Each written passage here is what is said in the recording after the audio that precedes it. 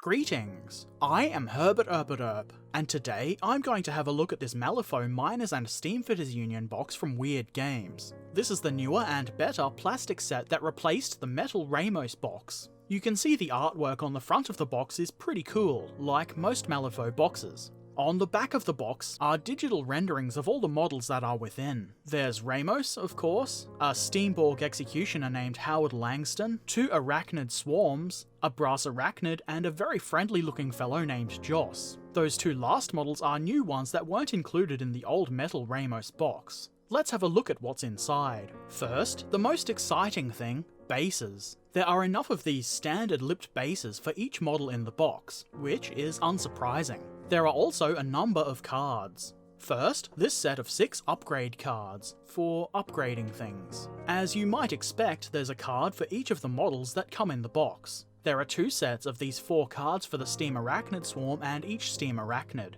I guess this is because you get 2 swarms of 3 arachnids in the box. Because there are no instructions included in the box at all, they give you this card to let you know that instructions are in fact available on the Weird Games website. I'll include a link to the relevant instructions in the description below. Also, I quite like the little parts monster they have, it's so grumpy looking. They also use the card to thank us for our support. I guess we should also look at the sprues. There are 2 sprues in this box, or maybe 5 sprues, a few of which are joined together, if you would prefer to look at it that way. I'm not going to have too in-depth a look at the sprues here, there's quite a few parts. Those familiar with Malifaux plastics won't be surprised to hear that the parts on these sprues are all quite neat, very nicely detailed, and have a bare minimum of mould lines. I am yet to encounter Malifaux plastics that are any different. Their metal models are definitely not up to this standard, but we'll talk about that later. Because he's the main leader type guy in this box, I figured it would make sense to start with Ramos. The legs are as good a place as any to start. I scrape the mould lines off and then I drill a hole in one of the feet. I'll glue a brass rod in here later, first to use as a holder while the model is painted, and then as a pin to add a little bit more strength when the model is glued to a base. Of course, try to drill into the leg in such a way that the bit won't come up through the shoe or the side of the leg. Holes like that can be fixed, but it's much nicer to avoid them. Once that's done, I glue the leg part to the torso part, though this torso is really more long flowing jacket than anything else.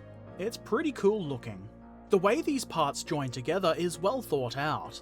The gap is well disguised as the edge of the jacket's opening.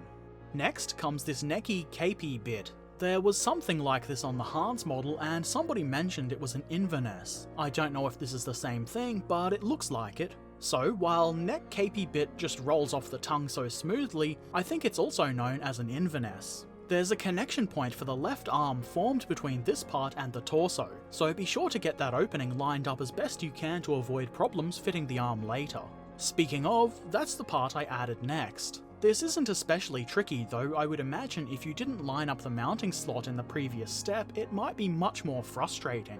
There's a very small gap on the underside. Any gap at the front is cleverly hidden by the Inverness thing. One good arm deserves another, or something like that. I glue the right arm on. This is also easy to glue on, but doesn't have any jacket edges to hide the gaps. It looks good from the front, but there is a bit of a gap. I use the flat edge of my knife as a tool to apply a little bit of pressure to the arm, and gently move it to eliminate the gap as best I can. It seems to have worked well. You might have noticed there's a small pin in Ramos's right hand. This is a mounting point for this teeny tiny little mechanical spider. I use my knife to press it all the way down onto the pin. If I had thought ahead, I might have glued this onto the hand before gluing the arm itself onto the body, though it's not really a problem to do it this way either. One final minor detail, the head. Unlike the rest of the parts, there isn't really a keying for this part, so you do have to kind of line it up with the neck. This does allow for a little bit of wiggle room, but it means you could have some pretty bad gaps in the neck. The coat should help to hide that a little bit at least. I think he looks quite good. We'll look at him a bit more later. For now, let's move on and assemble Joss. Joss is a big beefy man monster and most of him comes in one piece. Like with Ramos, I start by removing the mould lines and then drilling a hole into his leg. Simple stuff. I then glue on his left arm. There's keying here, but it doesn't quite lock the part into place. So there's still a little bit of play in how this part sits. It's easy enough to position it such that the gaps are nicely hidden, and any small gaps that are there will be hidden by the end of his glove being wider than the arm. I always appreciate thoughtful design, like the positioning of some of the gaps on these models. Attaching the right arm is a very similar process. The keying is a little bit different and kind of locks the part into a specific orientation. This works really well. The join here is so unnoticeable that you could be forgiven for thinking this was moulded as one part. Now we need to attach some hoses. Or are they cables? Probably hoses. These are very fiddly and also not very in focus. Definitely use tweezers to place these parts. These took me a lot of fiddling to get into place, but in the end they look pretty good. The glue is a little bit messy, but I figure that won't be so obvious once the model is painted. I found the second hose to be a little easier to get into position, though it was of course still fiddly. These are some nice fine details and I really like them. They're a far sight better than the translucent flexible hoses that were included in the Lazarus kit I built at the beginning of the year. We're not finished here. Next I add this, I don't know what it is, some kind of small backpack generator? Whatever it is, it fits easily into the guide slot on Joss's back. It has a long wavy cable coming from it, and the way it sits you can see that it is supposed to connect to the handle of the axe. It's pretty easy to glue this into place. You'll need to hold the parts together briefly as the glue begins to act because the springiness of the hose means it will try to spring back to its original position. It might look a bit messy, but I add some glue where the cable brushes against the leg to give this part just a little bit of extra strength. Attaching all these cables now might make it a little bit trickier to paint, but painting them separately will present its own challenge in trying to attach the painted parts neatly. And finally, the head is glued into position. There is obviously keying for this, but like the left arm, it acts more as a rough guide than something that locks the part perfectly into place. This does give some flexibility as to how you position the head, but there's only a very small range of positions that work if you want to have minimal gaps. For the most part, the gap is minimal here, but it does look kind of bad at the back of the neck. I will have to fill that before I paint the model. Next, I move on to building Howard Langston, which is a very nice name for a monstrous mechanical Spider-Man thing. I had a bit of a dilemma about where I should drill the hole for the brass rod on this model. His spidery legs are much too thin and it would ruin them. I didn't want to destroy the bottom cylinder thing part either, so I decided to just drill into the rear of this base part. I drilled at a bit of an angle up towards the center of the part. I got a bit too excited and drilled right through. This is why I drilled at an angle. This will be hidden. If I'd drilled directly upwards, the bit might have come out the side of the part and I would have had to fix it. I then glue in the bottom cylinder thing part. I could have drilled into the bottom of this, but I figured it might ruin the little handle thing on the bottom and I didn't want to do that. I then attached the body. There's a large oval-shaped set of guides here, but it wasn't especially effective. I was able to rotate the body to be facing any direction with very little effort. It doesn't matter so much for minimizing gaps, they'll be hidden by the base part. This positioning will affect the way the body is facing relative to the legs, so some thought does need to go into that. Speaking of legs, they're next. This could be a little confusing. The instructions on the website do tell you how the parts go. Without instructions, you would have to look at the keyings on the bottom of the base part, which are different enough from each other to provide some help. Using the instructions is a little bit more effective though. I've already clipped leg A from the sprue. There's no label on the sprues to help here, so the remaining legs on the sprue are leg B, leg C, leg D, and leg E. You can see the different keyings for the legs here. Once you know where each leg goes, they're not hard to attach. They just kind of slot right into place. The fit was a little tight, but not excessively so. Leg A goes here at the back right. Looks very leggy. Leg B has a more square-shaped keying, and it's the left rear leg. I don't think anybody will be surprised to learn that leg C is next. This one took a little bit more kajiggering to get into place, but it wasn't difficult to get it there. Starting to look a lot more spidery. Next comes leg D. It goes on just like all the rest. And then finally leg E. This was fairly easy to do, if a little time consuming, and I think the legs look very cool. I didn't get the positioning of the torso quite the same as the instructions and image on the box suggest, but it's still facing relatively towards the front of the model. Next I attach his left arm claw hand thing. This part is keyed to only really fit one way, and it goes on nicely with almost no gap.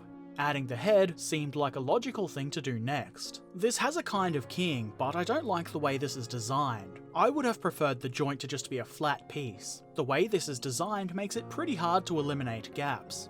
I did the best I could with both my fingers and trying to gently manipulate the parts with my knife, but there's still a rather obvious and ugly gap all the way around. This will definitely need to be filled. To finish this model, we add these flexible arm things with these skill tester claws on the end. These parts are also labelled on the instructions, but not on the sprue itself, which would be helpful. These are parts F, G, H, and J. This wavy cable thing is part I. First, I glue on the lower left claw arm thingy. This is part F. Like the legs, they all have different keyings to make sure you attach the right arm in the correct position. This is quite fiddly to get into place, and because it's kind of hard to get my fingers in there, I again use the flat edge of my knife to maneuver the part into its position. I think it looks pretty good, though I did go a little bit too heavy on the glue. It's not too bad, I guess. Then, because I feel like the rest of the claw things would get in the way, I add this cable next. This was a little bit fiddly to get into place too, but the guide pin helps to ensure it fits properly without too much effort. Once the part is glued onto the torso, I add glue to the ends connecting the head and the base part. I'm assuming this is so he can control his butt with his mind. Not his legs, his butt. I'm an adult. And then, I continue adding the claw arms. These are pretty fiddly to get into place, and I did do a kind of messy job of it. When doing this, tweezers can be really helpful, as can either the flat part of your knife or any other tool you can think of to nudge the pieces around. It did take me a fairly good chunk of time to get this step done. Such is the nature of fiddly things you have to be careful with. In the end, I think they do look pretty good. They're nice, fairly finely detailed additions that add a lot of interest to this model. With all of these claw arm things attached, Howard Langston is finished, and we can now move on to the brass arachnid. I spent a while umming and ahhing over where I should drill the mounting hole for the brass rod on this model. Like with Howard Langston, the legs are way too small for this. I settled on drilling right here in the bottom of the body between the legs. It seemed like it was the most practical spot. I'm hoping that the legs will hide any sign that there was ever a hole drilled here. Before attaching the legs, I glued the spider's mandible into place. This is pretty easy. When pressing the part into place, I squeeze the jaw parts together, so I gently pry them apart again so they'll be a little bit open. I thought it would look a little bit more menacing that way. Now for the legs. There isn't really much else to this model. Like the other legs and arms and stuff in this box, the legs come on a sprue with no markings. The instructions do illustrate which part is which, but I'll point them out for you anyway. A, B, C, D, E, F, G, H. The way they go on is a bit weird. I would have expected them to go on in alphabetical order. A, B, C, D on one side and the rest down the other side, but that's not the case. I am going to glue the legs on in alphabetical order anyway, and you can't stop me. Leg A goes here, the second from the front on the arachnid's left side. All of these legs have a kind of keying, so they do have a correct way to go on. I did find it hard to get the keying to engage with a few of these legs. Leg B then goes into the second hole from the rear on the right side of the model. I found it kind of hard to tell if I'd got these right. Next, leg C is glued right next door to leg B, in the rearmost position on the right side.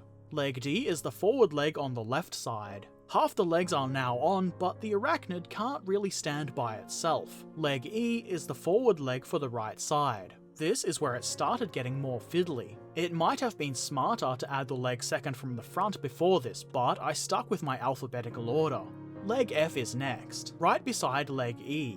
I thought this was going to be a bit trickier to get into place than it actually was. Still needed a little bit of careful nudging though. Because I'm a bumbling fool, I managed to not get the attaching of leg G in frame properly. Its place is second from the rear on the left anyway. And finally leg H, which is also out of shot. What can I say? I'm a bit crap. This was the most fiddly of all 8 legs, but it wasn't too bad really. This model has turned out quite spidery looking for some reason. This is probably going to be quite the ordeal to paint, but not as annoying and messy as trying to glue on separately painted legs would be. Finally, there are 6 of these teeny tiny arachnids, 3 of which makes an arachnid swarm. I drilled holes for the rods on the bottom of these. There was a little handle on the bottom where I drilled, but I figured it wasn't so important, so I trimmed it down. These are really simple. All you have to do is glue both legs on. They have keying to help you position them correctly. The final part to add is this, I assume, exhaust pipe, which looks kind of like an old gramophone horn. Now I'm thinking about these little critters skittering about playing old-timey music from their gramophone horns, and it quite amuses me. I put the finished arachnids next to a little moth that landed on my desk. I named him Frank. He was a good boy. So that's everything in the Miners and Steamfitters Union plastic box set completed. I do have the old metal Ramos set too, and I figured I'd build it to compare with the plastic kit, but I didn't bother videoing the construction. It didn't seem like it would be all that interesting or relevant. I don't think they even sell this box anymore, but I've had it sitting around for a really long time, so I figured I might as well do something with it. The most notable difference between these kits is the old metal version has neither Joss nor the brass arachnid. Also, the Steamborg Executioner doesn't have a name. Here's the 2 Ramoses. It's not hard to tell which is which. The metal one is the shiny silvery metally looking one. They're both obviously very different. The plastic model is taller. I don't know if they're the same scale or what, but he's a lot taller and a bit thinner now. Also, the coat on the plastic model looks so much better. They do look like they are meant to be the same jacket. The plastic construction has allowed for a nice flowy jacket that looks way more interesting. The metal model doesn't look quite as sharp and neatly moulded as the plastic version. The metal version was a lot easier to put together because it consists of 2 parts. The arm, which has a ball of fire in his hand, and the rest of the Ramos. It's not a bad model, it's just that the plastic model is so much better, at least in my opinion. You might like the metal version better. And here's a look at the metal Steamborg Executioner next to Howard Langston. I don't need to tell you that these models are very, very different. The metal version has 1 fewer legs. Those legs are a lot clunkier and less interestingly detailed.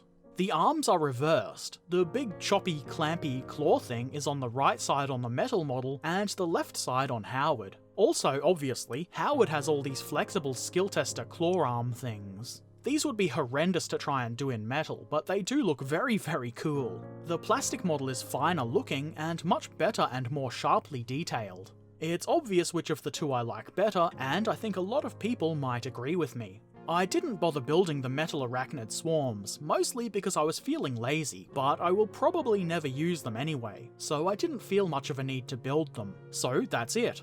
The Miners and Steamfitters Union box for Malifaux is completed. I now have a usable crew for Malifaux, so that's nice. Well, they're usable, but they would be much more usable if they were painted. That probably won't get done for some time, but it will get done eventually. I think most of the models in this box will be a bit of a challenge to paint. Especially Howard Langston and the brass arachnid. As tricky as fine details, like arms and hoses and cables and clusters of spider legs will be to paint around, I'm glad they're there. I would rather have more difficult to paint models that look amazing than easy to paint but boring looking lumps of plastic. Considering how complicated some of the models in this box look, everything was pretty easy to build. Some things like spider legs were, unsurprisingly, a little more tricky than simply gluing on arms, like on Ramos or Joss. But nothing was frustratingly hard, and I would say that with a little patience, anybody could do it. It was kind of time consuming to build all of these models, mostly because of the legs, hoses and flexible arm things. The mold line removal and basic assembly such as attaching things like arms and heads was pretty quick. It's just the rest of the more fancy details that take all the time.